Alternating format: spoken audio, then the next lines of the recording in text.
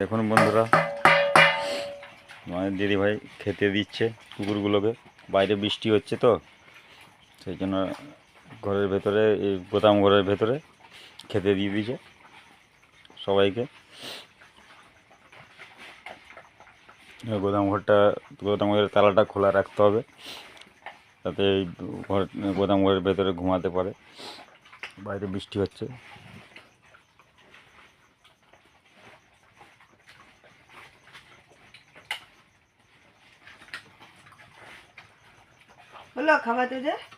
কেমন হলো বন্ধুরা জানাবেন।